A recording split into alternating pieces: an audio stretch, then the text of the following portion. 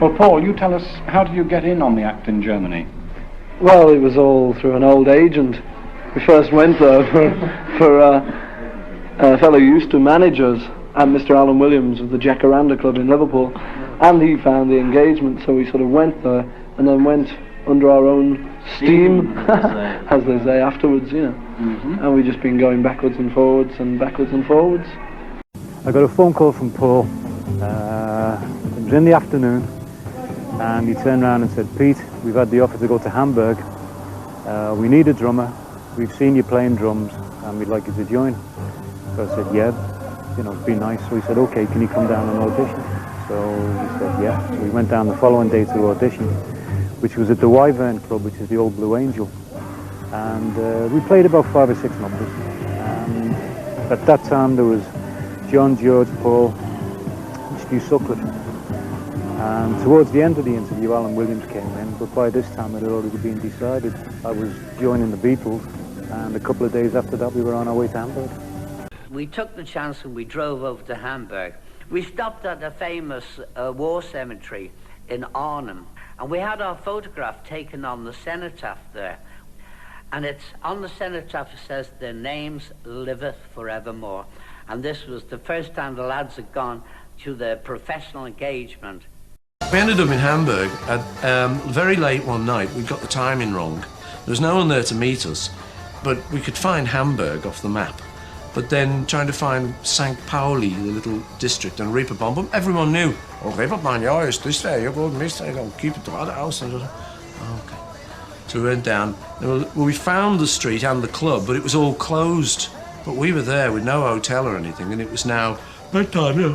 So we managed to shake up someone from a neighbouring club or something. They found the guy, and he opened the club, and we slept the first night in the alcoves on the little red leather seats.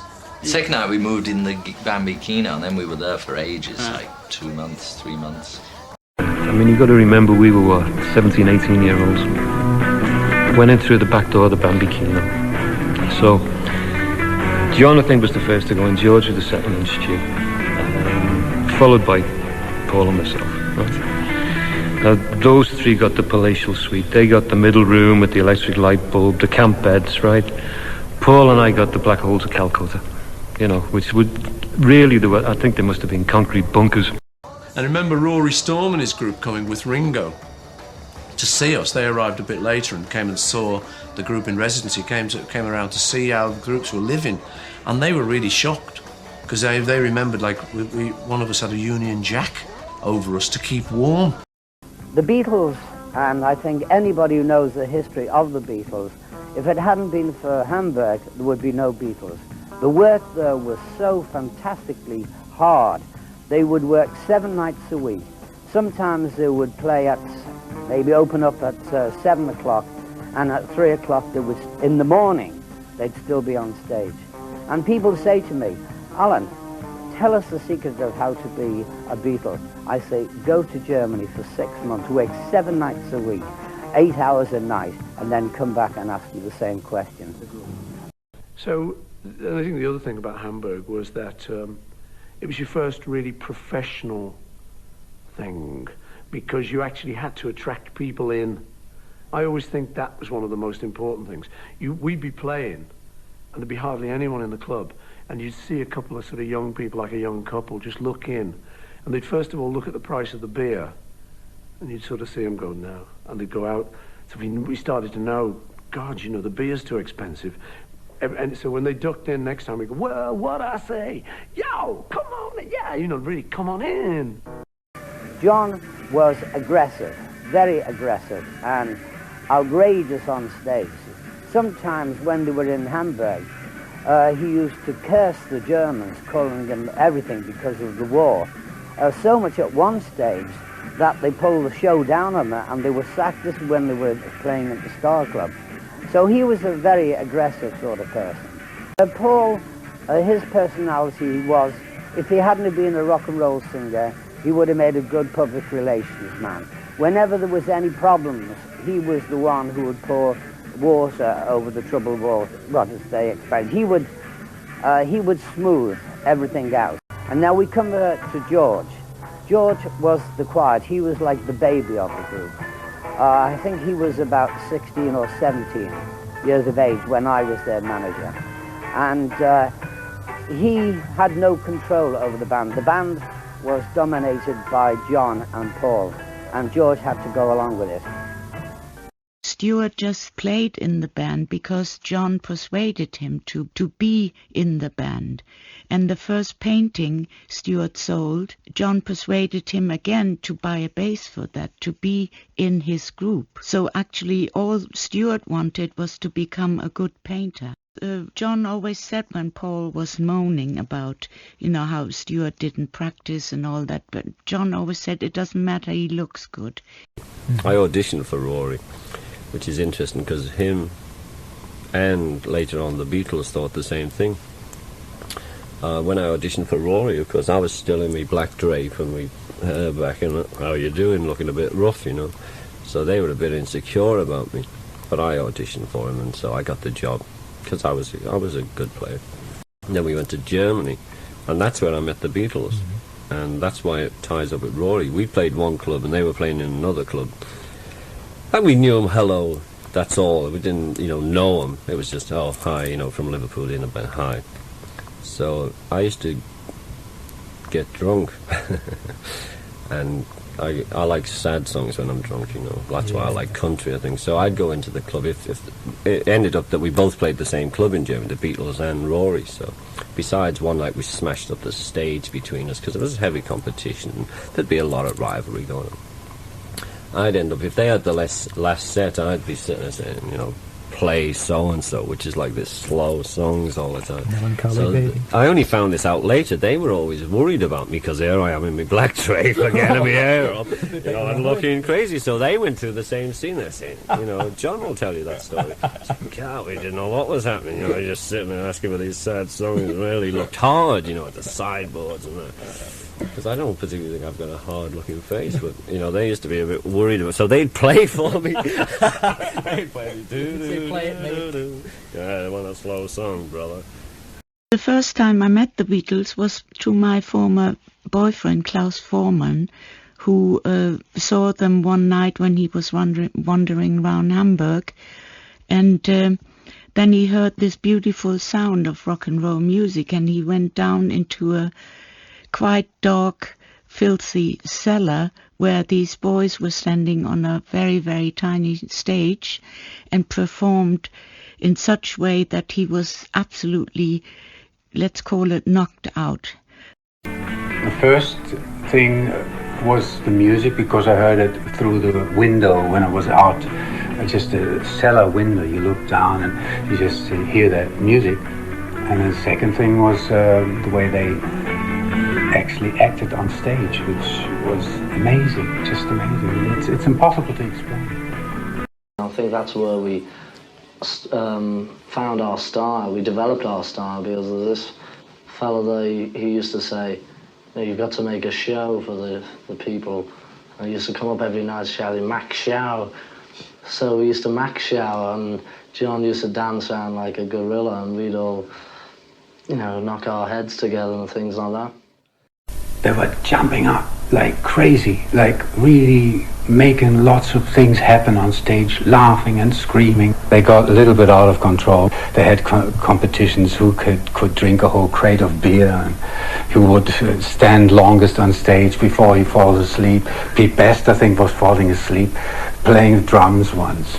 The Reeperbahn is not a place where young ladies in the 50s or 60s were to have seen or go there. It was not a nice place to go. But one night I just said, all right, I come with you. And so we went there. And when I went down the stairs and looked at the stage, I was just amazed how beautiful these boys looked. They all had these, I don't know what you call the hairstyle, like the rockers did in the 50s, like Marlon Brando, with a lot of grease. So, and they wore really mad clothes, sort of not very clean, but unusual, like John had a leather jacket on and Stuart had a real proper suit jacket on. They were so individual, every one of them. It was a photographer's dream. In fact, it was my dream. It's very strange, and maybe it sounds sort of sentimental, but when I saw him for the first time, I knew that was my man. You know, he was and still is the love of my life. Everything else was such a buzz, you know, being right in the middle of the naughtiest city in the world at 17 years old. It was kind of exciting.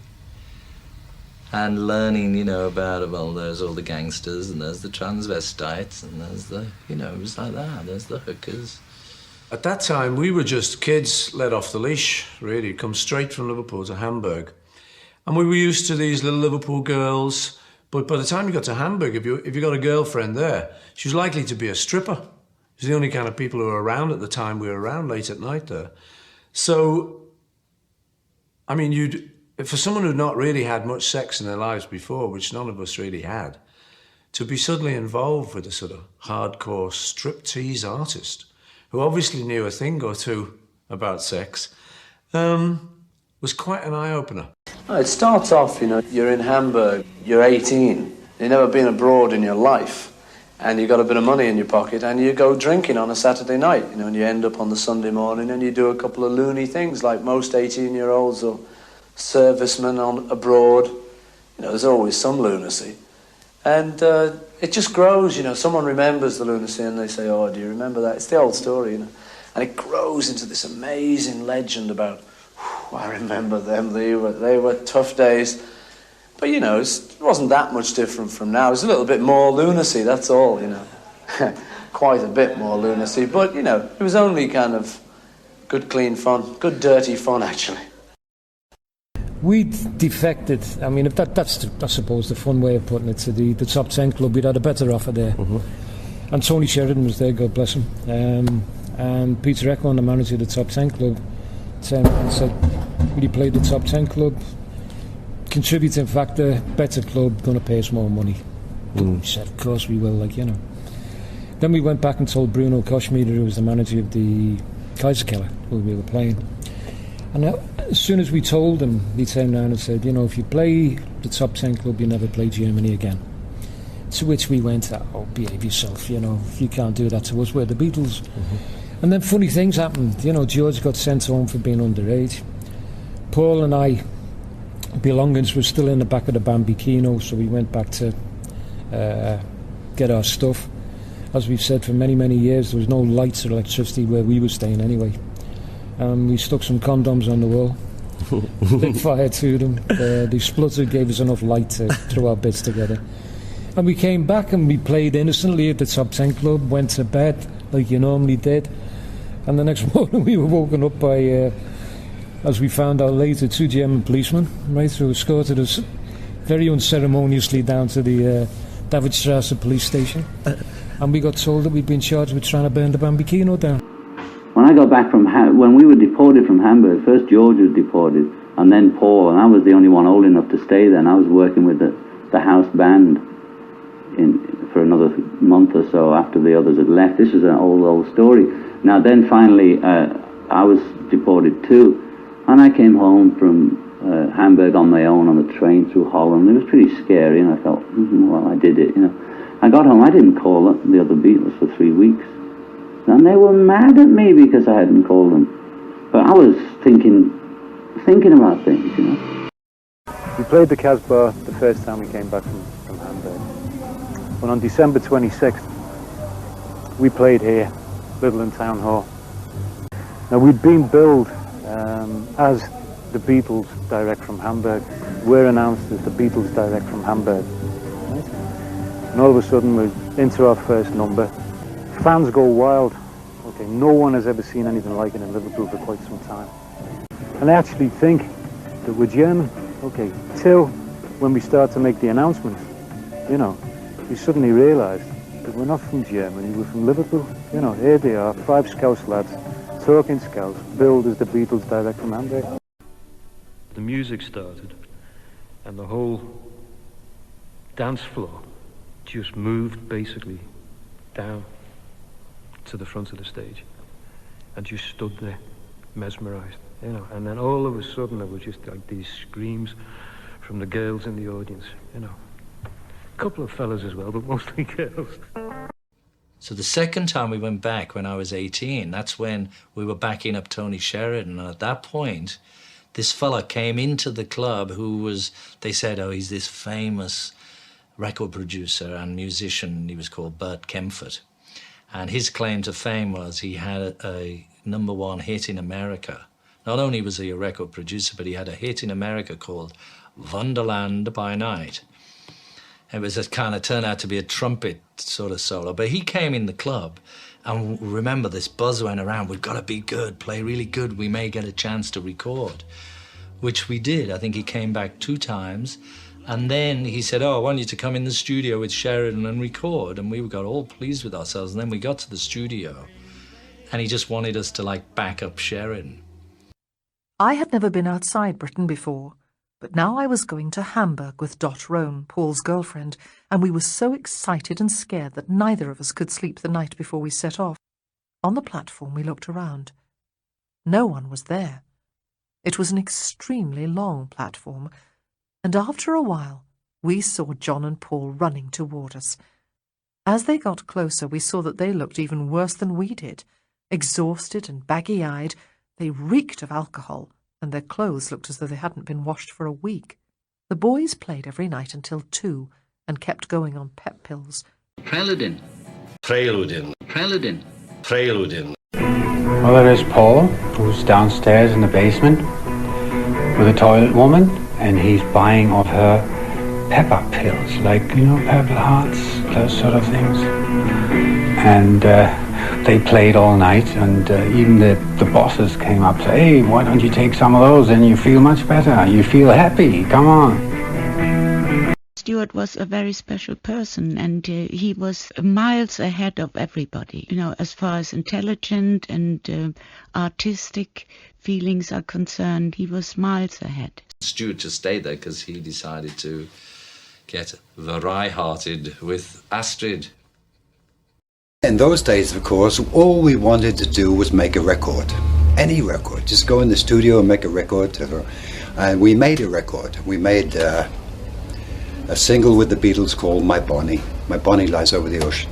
We discovered that you can make something original and authentic out of an old song by doing your own thing and putting your own energy into it, your own creativity, and being innovative at the same time. And then, of course, you don't get bored that way after playing 8 hours a night for months on end. So the music that sort of came out of all this was sort of going back to Britain and putting out some feelers and getting some roots. And the whole English music scene changed because of what was going on here. Because lots of musicians from England came through this school. It's like a school, a music school, really. And they learned to play all night, and they learned to polish it up and become authentic and to become real all of a sudden, and went back to Britain and knocked everybody out by doing what they learned here. And from that, sort of the British Revolution, the British music thing took off, and part of that were, of course, the Beatles. When they finished playing in Hamburg, they went back to Liverpool, and I visited Stuart there. And then George came up to me and said, could you please cut my hair like Stuart's? So I did that, but the other two didn't want to know about it, John and Paul. And Pete couldn't have the hairstyle anyway because he had curly hair. So George had beautiful hair, and it went absolutely great when I cut it for him, and he was all pleased. But a little bit later, John and Paul went to visit an old friend of ours, another German photographer called Jürgen Vollmer. He used to live in Paris and was assistant to William Klein, a very famous photographer. And Paul and John visited Jürgen, and he persuaded them to have their hairstyle changed. And so they came back from Paris looking like the rest of the Beatles. I started whilst I was in charge of the records division of a family concern of which I was and am, as it happens, still a director. We were asked, or I was asked, by a young boy for a record by a group by the Beatles, and it always had been our policy in records to look after whatever request was made. And I followed up this inquiry. I didn't know anything about it, and it was only after a week or two that he told me that they were, in fact, a Liverpool group. I assumed, for some reason, that they were from Germany. Anyway, he told me that they were a Liverpool group, and that they'd just, in fact, returned from Germany, and that they were playing in a club called the Cavern, about 100 yards away from my office, and I arranged to go down there, and I saw them one midday session, which is a pretty, and at the time it was a pretty much of an eye-opener to go down into this darkened, dank, smoky cellar in the middle of the day, and to see crowds and crowds of kids watching these four young men on stage. They were sort of rather scruffily dressed in the nicest possible way, or I should say in the most attractive way. Black leather jackets and jeans, long hair, of course, and rather untidy stage presentation, not terribly aware and not caring very much what they looked like. I think they cared more even then what they sounded like. I think they still care more what they sound like. Obviously they know the importance now. I commenced to go around with them almost a week or so after having first met them, and then we worked out a basis for an agreement which they didn't actually sign, and I didn't actually start to take anything out of their money, of which there was very little in any case, until about 4 months afterwards. Actually, the first meeting that we had, the first business meeting we held at my store. It got off to a very late start. It was quite amusing, really. 3 of the boys arrived at the appointed time at 4 o'clock. I was very busy ordering records for Christmas, and Paul didn't show at all for at least 3/4 of an hour, and I was a bit put out about this. I thought this is the first meeting, they want to do something about management and so on. And I asked one of the boys to get on the phone to him, and he came back and he said, well, he's just got up, he's in the bath. So I sort of, shouted about a bit, and I thought, this is very disgraceful indeed, and how can he be so late for an important thing? And George just simply replied, it was very typical of them, well, he may be late, but he's very clean. Then when we got back to Liverpool, I was just in bed one afternoon, because we were up all night, like we are now, and sleep all day. Brian Eckstein came up, he says, will you sit in with the Beatles, Pete isn't well, Pete Best. Yeah, so I said, yeah, okay. So I got up and he had his big car, drove me down there. And I played that afternoon, then they had a show at Southport that evening, so we played the afternoon session. We went to this Crocodile Club, something like that it was called. Stayed there all afternoon getting crazy. Mainly just drinking those days. And then we drove off to Southport and did the show, and it was very nice. There's your money, but we got to know each other a bit, because when you're playing, it's different getting to know people from getting to know shaking hands and sitting with them. So then every time Pete sort of wasn't well, I can't say too much, he in those days he used to sue me when I said he was sick. I'd sit in, and then gradually we formed this friendship, and then I was away. I mean, we talked about me joining vaguely, but it was like, well, would you like to? Yeah, I'd like to. They were the only band I'd go and watch, in Liverpool. In fact, we all used to play the same place, though. There's 4 bands on the bill. They were on the bill, I was on the bill, with my band, someone else, but I'd just go and watch them, because they were the best band in Liverpool. I'd love to get them, and I played with them, and it was always great to play with them, So I'd love to get in this band. So we would, sit in some club somewhere, talk about it. I think, well, if we get it together, I'd love it, I found out about Stu's death. We were going over to actually open the Star Club, those that had engaged us to open the Star Club. This was the first time we'd flown over, and we were expecting Stu and Astrid to meet us at the airport. And when we got off the plane, we saw Astrid there. You always expected Stu to be with her. They were never separate or anything like that. And we just sort of turned around and said, hey, Astrid, where's Stu? And she turned around and said, she didn't sort of, keep it back or anything. She just turned around and said that Stu had died a couple of days before we actually got into Hamburg. It upset us in as much as that, okay, we all had a lot of respect for the guy, regardless of the fact that he left the band and gone back to, working in Hamburg. And it was most probably the first time that I saw John, and I think this indicates the total admiration that John had for Stu as a person and as a friend, actually physically break down and cry in front of someone. It was a scene which was very upsetting. That's the only way I can put it. I mean, I don't want to dwell on try and describe the scene or the sympathy which was going on, but it upset John tremendously, and Paul and I were also deeply upset by the tragedy which had befallen Stuart. From Stuart's letters, John knew that he'd been suffering from increasingly bad headaches. He developed such a severe headache that Astrid's mother had phoned her at work to say she was calling an ambulance. Astrid had raced home just in time to go with Stuart to the hospital, but he died in her arms at 4:45 p.m. in the back of the ambulance. The cause of death was later given as cerebral hemorrhage, and Stuart had been 22. During the next few weeks in Hamburg, John's behaviour was wild and unpredictable, also no doubt a symptom of grief. He saw Astrid eventually and comforted her in his own blunt way. He told her she must choose to live, not die, and made her come to the club to watch them play. We got liquored up this night, and we all decided we were going to go on stage, do what we wanted to do. So George peels off, he gets down to a bathing costume, a pair of Wellingtons, nothing else on, goes on stage. Paul gets dressed up in a girl's frock and a hat, something like this, goes on stage. But John Topsy used to be a broken up old toilet seat in the back. So John, couldn't live it down. Just the toilet seat, puts it round his head, strips down to his underpants, nothing else on. So when these apparitions walk out, the crowd goes berserk, they've never seen anything like it. And we get up on stage, and it gets to one of John's numbers. I think it was either something like Sweet Little 16 or something like this. It's a good blendy rock number. So, middle of this number, John deadpan as usual, turns round, turns it back to the audience, and just drops his underpants. Okay?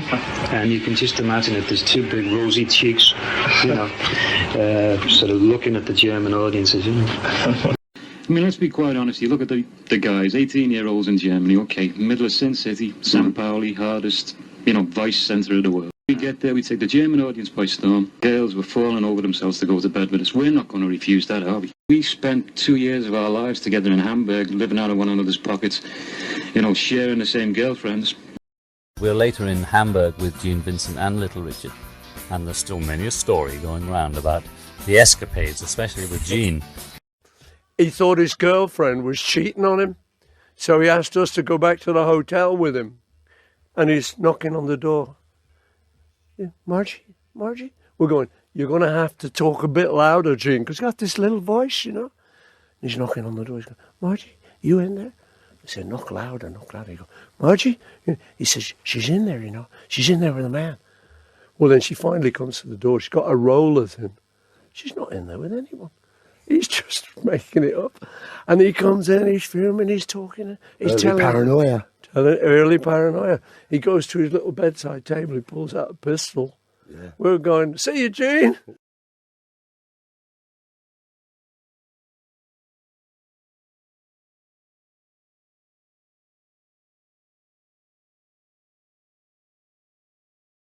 Brian then had this tape which he hawked around. And I think it was somebody in the HMV shop on Oxford Street knew George Martin and told Brian to go and play the tape to George Martin, and then he gave us the audition at Abbey Road. I decided that Pete wasn't a very good drummer and wasn't going to make my life very easy in making good records. So I went to Brian and I said, look, I appreciate the problem that I'm going to give you, but there's no reason why, to the public, Pete Best shouldn't be part of the group, but as far as records are concerned, he's out. Yeah. And over in the background here, and also in the background of the group, but making a lot of noise, is Ringo Starr. Hello. You're new to the group, aren't you? Yes, 9 weeks now. Mm-hmm. Were you in on the act when the recording was made of Lovely Yes, June? I'm on the record. on that disc. I am. It's down on record, you know. Now, I'm the drummer. what's that offensive weapon you've got there? Those are your Well, drumsticks. it's just a pair of sticks a fan have just bought me, you know, because we're going away, and they put my name on. Yeah. And it's good, you know. Well, you say you're going away. That leads us on to another question now. Where are you going? Germany, Hamburg. When I first went to Liverpool, Brian Epstein's daddy owned a lot of record stores, and he brought me to the ballroom there. And when I walked in, he said, "Richard, I got 4 guys. Would you mind taking a picture with my group?" I went on the stage, and they were so excited, they just wanted to touch me. I took them with me to Hamburg, Germany, to the Star Club, where they went on right before. They sound good. Paul was unbelievable. To me, I felt that he could make it. The Beatles had a little name in Hamburg. We went there, and we would sit in the dressing room between shows, me and Paul, John, and they would listen to me, and they liked it that, woo! They wanted that so bad, you know, and Paul could do it, you know, and he would just get, you know, he couldn't do it as good. He could do it, but not where he wanted to be. I think that they grew very rapidly because what they did was, I think the Beatles themselves were surprised with the phenomenal success that happened to them. I'm sure they were shocked because they went back and got the old music. And what they did, they brought it back to the public.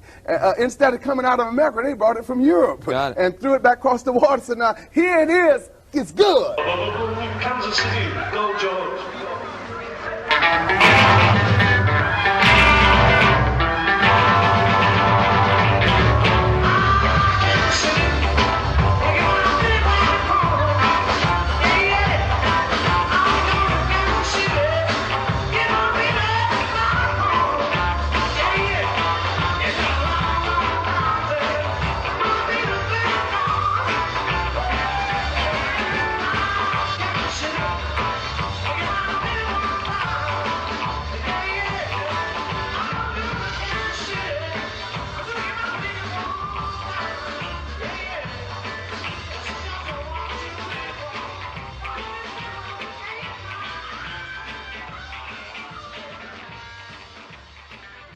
In Liverpool, Hamburg, and around the dance halls, you know, and what we generated was fantastic. Well, we played straight rock, and there was nobody to touch us in Britain, you know.